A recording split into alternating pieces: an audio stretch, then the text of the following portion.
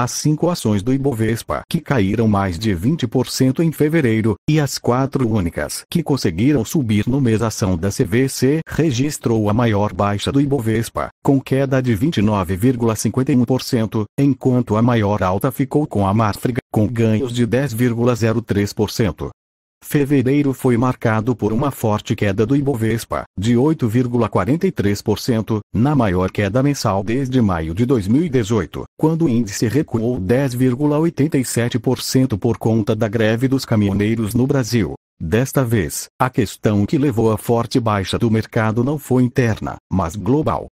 Boa parte das maiores quedas do Ibovespa tem relação com o surto de coronavírus, que atingiu novo patamar como fonte de preocupação nos mercados, com o caso da Covid-19 se espalhando fortemente por países fora a China, com destaque na Europa para o aumento na Itália. A pior queda do índice no mês ficou com a CVC/CVCB3, com baixa de 29,51%, conforme dados da Economática.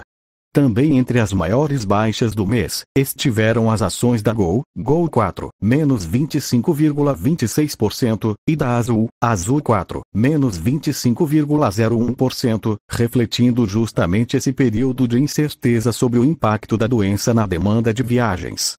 Apesar de serem poucos, os papéis das 3 empresas tiveram expressiva queda, especialmente nos últimos 3 pregões do mês, com a expectativa de que os resultados das companhias possam ser deteriorados também a depender do impacto da doença para a economia brasileira. Segundo Bettina Rocho, analista da XP Investimentos, o setor aéreo sofre como um todo. Contudo, pondera, no Brasil, ainda não se vê um impacto tão direto porque a economia ainda não está sofrendo, como aconteceu na China, por exemplo, onde houve cancelamento de voos. Além disso, essas empresas aéreas nacionais não têm participação no mercado lá fora, mas são empresas que 50% do custo são dolarizados, explica a analista. Estamos falando de empresas que cada 5% de depreciação do real, a margem cai 1 ponto percentual, o que atrapalha bastante os resultados. Em relatório do fim de janeiro, o Bradesco BBI havia apontado esperar que o coronavírus tivesse impacto primeiramente sobre a demanda de tráfego internacional. Também acreditamos que preocupações crescentes com viagens internacionais podem desviar a demanda para viagens domésticas de lazer, beneficiando empresas como Gol, Azul e CVC. No entanto, se novos casos de coronavírus forem confirmados em mais países, a demanda doméstica também pode estar em risco, afirmaram os analistas. No caso da CVC, o analista Richard Cathcart ressaltou ainda que o impacto dependeria também se o surto se tornasse uma pandemia, e em que regiões, e que as viagens domésticas poderiam ganhar força ante viagens internacionais. A ponderação foi que, caso fosse confirmada a doença no Brasil, o que ocorreu efetivamente na quarta-feira, 26, o cenário seria mais negativo. No auge do Zika em 2015-16, o tráfego aéreo doméstico e as vendas nas mesmas lojas da CVC enfraqueceram, embora seja difícil saber exatamente quanto disso foi causado pelo Zika e quanto se deve ao enfraquecimento da economia, avaliou. Outra ação que é impactada fortemente pelo surto de coronavírus, assim como todo o setor dela, é a JBS/JBSS3, com baixa de 17,69% em fevereiro, que sofreu com o impacto do coronavírus no consumo de carnes global, e especialmente da China. Conforme relatório do Rabobank divulgado nesta sexta, as importações de carne bovina pela China recuarão no primeiro semestre deste ano devido à doença, com potencial de reprimir o movimento positivo recente das exportações de carne por conta da peste suína africana no gigante asiático. Amplos estoques chineses de carne bovina congelada, armazenados em mercados locais em meio aos preparativos para o feriado do Ano Novo Lunar, não foram consumidos em janeiro por causa do coronavírus, destacou o banco em análise. Minerva, JBS e Marfrig estão entre alguns dos principais exportadores de carne bovina do Brasil. Enquanto Minerva, BF3, teve baixa, mas não tão expressiva, a JBS também foi de longe a pior ação do setor. Além do cenário com o coronavírus e da forte alta recente dos ativos, algumas notícias da companhia também impactaram a visão dos investidores. No último dia 21, a Pilgrim Spread, PPC, da JBS, divulgou o resultado do quarto trimestre, com receita líquida de 13,06 bilhões de dólares, alta de 15,3% na base de comparação anual, e EBITDA em 162 milhões de dólares, alta de 45,6% na comparação anual.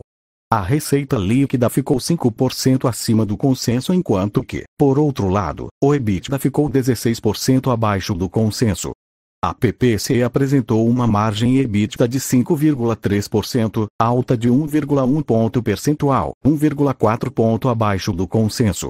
Comentando os aspectos negativos do trimestre, a PPC destacou que os preços no México estavam abaixo das expectativas sazonais, dadas as fracas condições macroeconômicas, destacou o Bradesco BBI, também avaliando que, após olhar os números da subsidiária americana da companhia, a avaliação é de que estavam um pouco otimistas em relação ao resultado do quarto trimestre da JBS, embora isso não mudasse a visão positiva sobre as ações. Além disso, o Credit Suisse destacou que os números do quarto trimestre a serem apresentados pela JBS, no dia 25 de março, não serão tão positivos. A operação local deve sofrer com o aumento de preços de gado em dezembro e de negociações mais difíceis com os operadores de China. Enxergamos o nível de margem próximo de 6,3%, contração frente aos 8,5% do terceiro trimestre de 2019, afirmaram os analistas do Banco Suíço em relatório. De forma geral, houve uma combinação pouco favorável da concorrente Tyson voltando a operar a planta de Kansas, preços de porco em dólar retornando a preços normalizados, produção de aves nos Estados Unidos maior que a demanda e preços de gado no Brasil acima do patamar de um ano atrás. A seara também deve sofrer um pouco com preços de grãos mais altos. O primeiro trimestre não deve ser muito fácil para a JBS, mas continuamos com o nosso call positivo para o papel, disseram. Saindo um pouco do noticiário sobre coronavírus, quem esteve nos holofotes dos investidores em fevereiro, e fechou o mês com forte queda, foi o IRB3, com forte baixa de 25,83%. Os ativos foram fortemente impactados por duas cartas da gestora Squadra, que apontou inconsistências nos números da companhia, ao falar que existem indícios que reforçam que os lucros normalizados, recorrentes, estão significativamente inferiores aos lucros contábeis reportados nas demonstrações financeiras do IRB. No dia 19, a resseguradora apresentou seus números de 2019, registrando um lucro 44,7% no ano passado maior que o registrado em 2018. Em teleconferência após o balanço, José Carlos Cardoso, CEO da empresa, afirmou: "Não temos dúvidas de que o guidance expectativa para o ano será atingido e que 2020 será o melhor ano da companhia." Mas o grande foco estava nas explicações da companhia sobre o caso Squadra. Até então, o IRB havia se pronunciado, mas sem grandes detalhes, pois estava em período de silêncio antes da divulgação do balanço. Os resultados do trimestre vieram com informações adicionais sobre alguns dos pontos questionados pela Squadra, como mais detalhes sobre sinistros, salvados e ressarcidos, e compra e venda de shopping centers. Também foram auditados por duas das Big Four, as empresas contábeis especializadas em auditoria mais prestigiosas do mundo, PwC e Ernst & Young. Nos últimos dias do mês, o IRB voltou a ganhar destaque por conta de duas notícias. No dia 27, os ativos subiram 6,66% com a notícia do jornal O Estado de São Paulo, não confirmada, de que a Berkshire Hathaway, do mega investidor Warren Buffett, teria triplicado sua posição na resseguradora brasileira. De acordo com a publicação, as compras teriam ocorrido entre os dias 6 e 18 de fevereiro. Ainda ontem, foi veiculado no Valor a notícia de que o presidente do Conselho de Administração do IRB, Ivan Monteiro, teria pedido demissão do cargo no último dia 20, um dia após a teleconferência de resultados da empresa. Monteiro estaria desconfortável com a administração da companhia. Apesar da empresa ter divulgado um fato relevante de ontem negando a renúncia do presidente do Conselho de Administração, a notícia teria sido confirmada por fontes próximas do jornal. A forte queda das ações em 2020 após as cartas da esquadra pode ter significado uma oportunidade de entrada para quem ainda permanece confiante na empresa. No entanto, entendemos que IRB manterá a alta volatilidade no curto prazo diante da maior incerteza sobre a veracidade de seus números contábeis e da menor previsibilidade dos lucros no futuro, destaca a Levante Ideias de Investimento. Outro papel com forte queda no mês foi a Ultrapar, UGPA3, com queda de 23,51%. Além da maior aversão ao risco do mercado, as ações UGPA3 sofreram com os resultados do quarto trimestre, revelados no dia 19 de fevereiro e que fizeram com que os papéis caíssem mais de 7% após o balanço. A Ultrapar teve um prejuízo de R$ 259,5 milhões no quarto trimestre do ano passado, após ter tido lucro líquido de R$ 495 milhões em igual período do ano anterior.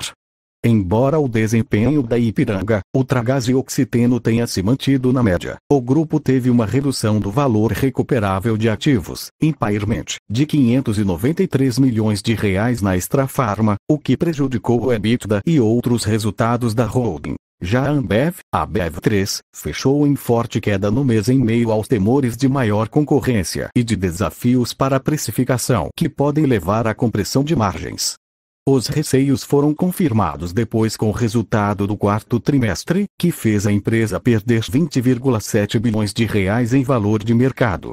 Apenas 4 altas no mês. Ironicamente, uma das únicas altas ficou com a ação de um frigorífico. Trata-se da Marfrig MRFG3, que viu seus papéis subirem na expectativa por um resultado bastante positivo, que foi divulgado no dia 19.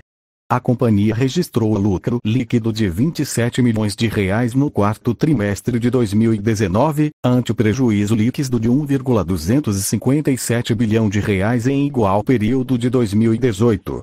No acumulado do ano, o lucro líquido caiu para R$ 218 milhões, ante R$ 1,4 bilhão no ano anterior. Outra ação que subiu forte em um mês de queda do Ibovespa foi a VEG3, na esteira de revisões de recomendações. No final de janeiro, o HSBC elevou a recomendação para a ação de manutenção para compra, enquanto o JP Morgan elevou a recomendação de venda para neutra no dia 21, destacando que a companhia poderia se beneficiar da tendência mundial de eletrificação, como veículos elétricos e automação, que deve ajudar a empresa a continuar crescendo a taxas fortes. A equipe do JP diz acreditar que o desempenho recente da companhia mostra que os investidores devem comparar a companhia às empresas de alta qualidade e crescimento da B3, devido ao seu histórico e execução. Ainda que a VEG não seja totalmente comparável a qualquer empresa doméstica, vemos que sua avaliação continuará acompanhando de perto os pares domésticos, qualidade e crescimento, e não os estrangeiros, que são maiores e têm negócios mais complexos que a VEG, limitando seu potencial crescimento, apontam os analistas. Antes do relatório do JP, contudo, a companhia divulgou os resultados do quarto trimestre, considerados fortes. O lucro líquido da empresa cresceu 49,3% para R$ 500 milhões no período, sobre igual trimestre de 2018. A receita líquida de vendas avançou 20,9% para R$ 3,77 bilhões, expansão de 20,9% sobre igual trimestre do ano anterior. A VEG reportou avanços significativos e vem sequencialmente reforçando sua capacidade de gerar valor tanto via as aquisições quanto de forma orgânica. Apesar de reconhecermos o histórico sólido de execução da companhia, que continua a se reforçar ao longo do tempo, nós mantemos preferência relativa por nomes que negociam em níveis de valuação mais atrativos e possuem uma alavancagem mais direta à atividade econômica local dentro do universo de cobertura, ressaltou a XP Investimentos em relatório de análise do balanço da companhia. Em seguida, mas com altas menos expressivas, estiveram a Equatorial, Ecto3, com alta de 3,44%, enquanto o Itaú Unibanco, Itub4, conseguiu fechar no azul, com ganhos de 0,26%.